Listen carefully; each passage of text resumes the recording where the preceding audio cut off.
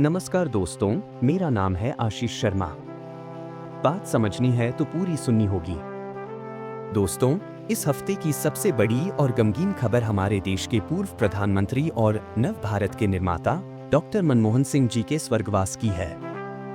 बचपन से हमने बुजुर्गों से सुना है कि जब भी कुछ बोलो, सोच समझकर बोलो, क्योंकि जुबान पर कब सरस्वती विराजमान हो जाएं, कोई नहीं जानता।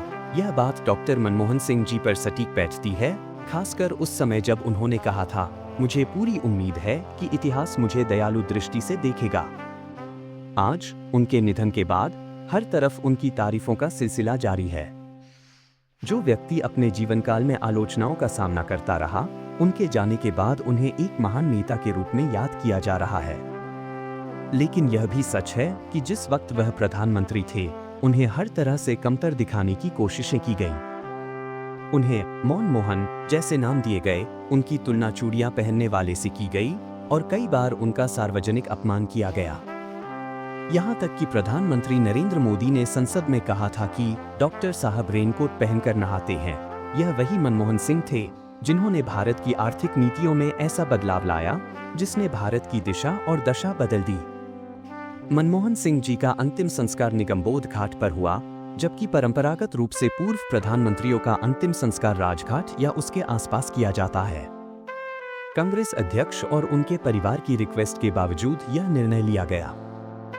वहां पर इंतजाम भी ऐसे थे कि कांग्रेस नेताओं और मनमोहन सिंह जी के परिवार के सदस्यों के बैठने की उचित व्यवस्था नहीं की गई। दूरदर्शन के अलावा किसी अन्य मीडिया को कवरेज की अनुमति नहीं दी गई। यहां तक कि उनके परिवार के सदस्यों को भी गेट पर रोका गया। ऐसे में सवाल उठता है कि क्या यह एक पूर्व प्रधानमंत्री के साथ सम्मानजनक व्यवहार था? मनमोहन सिंह जी ने जिन लोगों के लिए अपने जीवन में बड़े कदम उठाए, वे आज उनके बारे में एक शब्द तक नहीं बोल रहे। सचिन तेंदुलकर, जिन्हें भारत रत्न दिलाने के लिए डॉक्टर साहब ने खुद अपने सिर पर आलोचनाओं का बोझ लिया, उन्होंने भी एक औपचारिक ट्वीट से ज्यादा कुछ नहीं किया। ज्योतिरादित्य सिंधिया जैसे नेता, जो कभी सोनिया गांधी को मां समान मानते थे, आज उन्हीं की पार्टी को कोसने में लगे हैं। ऐसे लोग हमें यह सिखाते हैं कि जिंदगी में कभी एहसान फरामोश नहीं बनना चाहिए।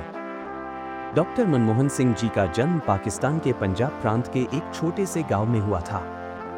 उनके गांव के लोग आज भी उन्हें मोहना कहकर याद करते हैं। उनकी मौत के बाद उस गांव ने 3 दिन का शोक मनाया और अब वहां उनके नाम पर एक स्मारक बनाने की योजना है। दूसरी तरफ हमारे देश में सरकार ने अब तक यह स्पष्ट नहीं किया है कि उनकी याद में क्या किया जाएगा। यह विडंबना नहीं तो और क्या है? डॉक्टर मनमोहन सिंह का जीवन सादगी, ईमानदारी और निष्ठा का उदाहरण है। उनकी कहानी हमें यह सिखाती है कि महानता दिखावे में नहीं, काम में होती है। वह न सिर्फ एक कुशल प्रधानमंत्री थे, बल्कि एक सच्चे देशभक्त भी थे। आज जब हम उनकी विदाई पर शोक व्यक्त कर रहे हैं, हमें यह भी सोचना चाहिए कि क्या हम ऐसे नेताओं को वह सम्मान दे पाते हैं जिसके वे हकदार हैं?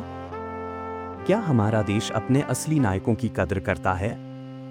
दोस्तों, यह सिर्फ एक व्यक्ति की कहानी नहीं है, यह हमारे देश के उन सभी सपूतों की कहानी है जिन्हें उनके जीवन काल में वह इज्जत नहीं मिलती जिसके वे हकदार होते हैं। डॉक्टर मनमोहन सिंह जी को मेरी ओर से भावभीनी श्रद्धांजलि।